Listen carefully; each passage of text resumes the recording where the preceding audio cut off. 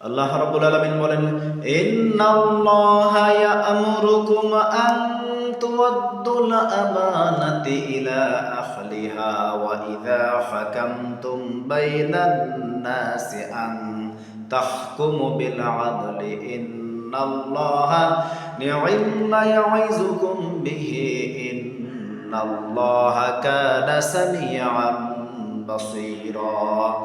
আল্লাহ তার বান্দাদেরকে আদেশ করলেন, আল্লাহ রাব্বুল আলামিন বলেন, হে ঈমানদার বিশ্বাসী বান্দাগণ, তোমরা মানুষের আমানত তার আমানতদারের কাছে সঠিকভাবে ফিরে দাও। এবং তোমরা যখন মানুষের মাঝে বিচার করবে, মানুষের মাঝে যখন তোমরা বিচার কার্য সম্পাদন করবে, তখন তোমরা ন্যায় এবং ইনসাফের সাথে বিচার সম্পন্ন করো।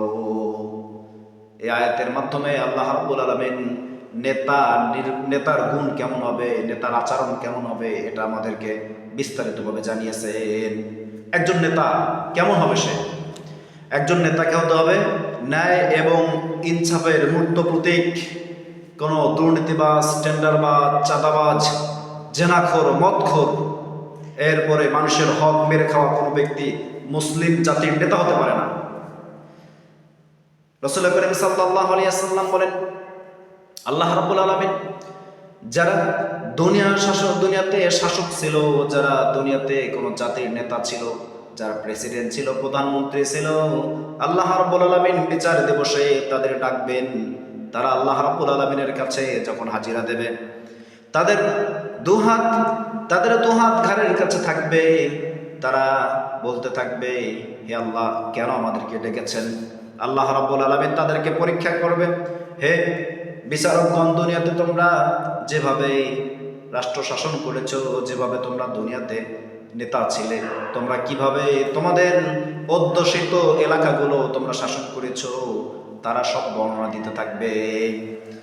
এরপরে যেই নেতা দুনিয়াতে ভালো কাজ করেছে, যেই নেতা দুনিয়াতে মানুষের মঙ্গলের জন্য কাজ করেছে, যেই নেতা মানুষের হক মেরে খায় নাই, যেই নেতা দেশের টাকা বিদেশে পাচার করে নাই, এই সকল নেতা, ন্যায়পরায়ণ ব্যক্তি যারা, তাদেরকে আল্লাহ রাব্বুল আলামিন মাফ করে দেবেন এবং জান্নাতুল ফেরদাউস নামক জান্নাত দিয়ে তাদেরকে ধন্য করে দেবেন।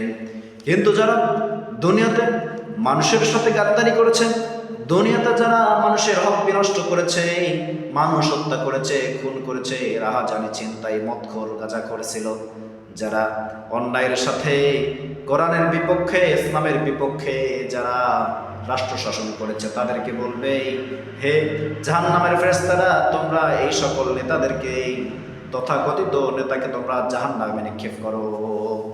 তার মানে যারা রাষ্ট্র শাসক হতে চান, প্রেসিডেন্ট হতে চান, যারা প্রধানমন্ত্রী হতে চান, তাদের জেনে রাখা উচিত, আপনি যেই চেয়ারে যাচ্ছেন ওটা আগুনের একটা কুণ্ডলী।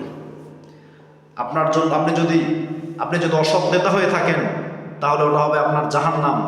আর যদি আপনি ন্যায়পরায়ণ ব্যক্তি হয়ে থাকেন, তাহলে ওটা হবে আপনার জান্নাতে যাওয়ার প্রথম পাথওয়ে। এজন্য নেতাদেরকে অত্যন্ত সঠিকভাবে রাষ্ট্র পরিচালনা করতে হবে। এরপর আল্লাহ রাব্বুল আলামিন বলেন, ইয়া আইয়ুহাল্লাযীনা আমানু আতিউল্লাহা ওয়া আতিউর রাসূলা ওয়া উলিল আমরি মিনকুম ফাইন তানাসাতুম ফি শাইইন ফারুদ্দুহু ইলাল্লাহি ওয়া রাসূলিহি ইন কুনতুম তু'মিনুনা বিল্লাহি ওয়াল ইয়াউমিল আখির যালিকুম Khairun wa ahsanu ta'wila. You should obey Allah and obey the messenger and those in authority among you. If you disagree over anything, you refer to it Quran and Sunnah. Subhanallah. এরপরে আয়াতে আল্লাহ রাব্বুল আলামিন জানিয়ে দিলেন, হে ঈমানদার বিশ্বাসী বান্দাগণ, তোমরা আল্লাহ এবং তার রাসূলের অনুসরণ করো এবং তোমাদের মুসলিম জাতির যেই ব্যক্তিকে নেতা বানিয়েছো, সেই নেতাকে অনুসরণ করো। অবশ্যই সেই নেতা যদি ন্যায়পরায়ণ হয়, সেই নেতা যদি ন্যায় ইনসাফের পক্ষে থাকে, অবশ্যই তোমরা তার পদাঙ্ক অনুসরণ করো। রাসূল করিম সাল্লাল্লাহু আলাইহি সাল্লাম আমাদেরকে যোগ্য নেতা নির্বাচনের জন্য বারবার আমাদের তাগিদ দিয়েছেন। তোমরা একজন পাপিষ্ঠ নেতাকে, একজন ন্যায় ইনসাফ বোঝে না এমন নেতাকে রাষ্ট্র ক্ষমতায় বসাবা, তোমরা নিজেরাই এর জন্য তোমরা ফল নিজেরাই ভোগ করতে থাকবে। রাসূল করিম সাল্লাল্লাহু আলাইহি ওয়াসাল্লাম এরপরে বলেন, হাদিসের ভিতরে এসেছে, হযরতে আবু হুরায়রা রাদিয়াল্লাহু তাআলা আনহু বর্ণনা করেন, তোমাদের মাঝে যারা নেতা হবে তারা যেন ন্যায় ইনসাফের সাথে রাষ্ট্র পরিচালনা করে এবং তাদের আচার ব্যবহার কথাবার্তা যেন অত্যন্ত নমনীয় এবং সদাচারী ব্যক্তি হয় যেন সে একজন নমনীয় ন্যায় বিচারককে তোমরা রাষ্ট্রের শাসনকর্তা বানাও। হযরত আবু হুরায়রা রাদিয়াল্লাহু তাআলা থেকে বর্ণিত হাদিস। এরপর হযরত আবু সাঈদ খুদরী রাদিয়াল্লাহু তাআলা বর্ণনা করেন, বিশ্বনবী সাল্লাল্লাহু আলাইহি ওয়াসাল্লাম বলেছে, তোমরা যখন তিনজন ব্যক্তি সফরে বের হবা, তোমাদের ভিতরে যেই ব্যক্তি যোগ্য তোমরা তাকে নেতা বলে মানো। এই কোরআনের আয়াত এবং এই হাদিস থেকে প্রতীয়মান হয় যে আমরা যোগ্য নেতাকে নির্বাচন করব।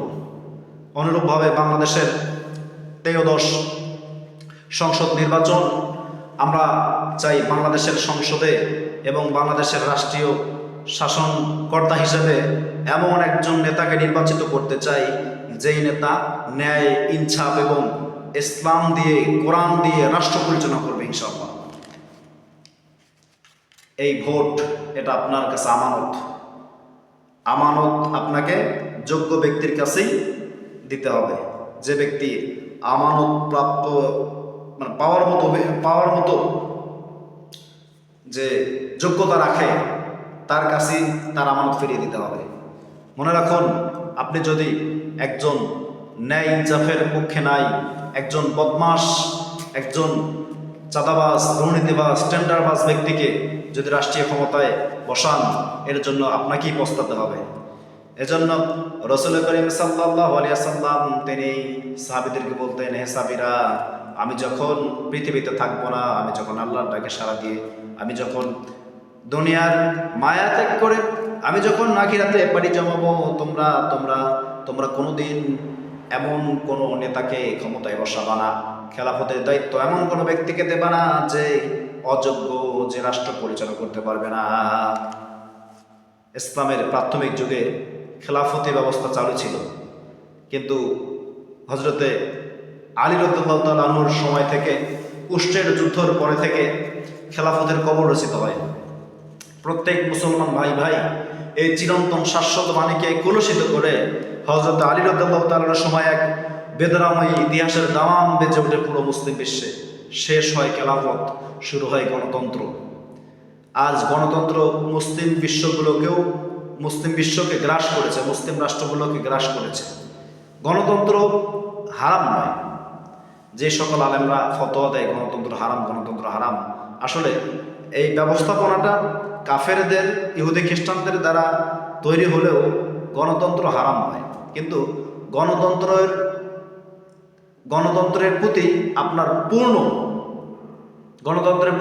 পূর্ণ ঘৃণা থেকে আপনি গণতান্ত্রিক সিস্টেমে রাষ্ট্রীয় ক্ষমতায় একজন মুসলিম শাসককে বসাতে পারেন।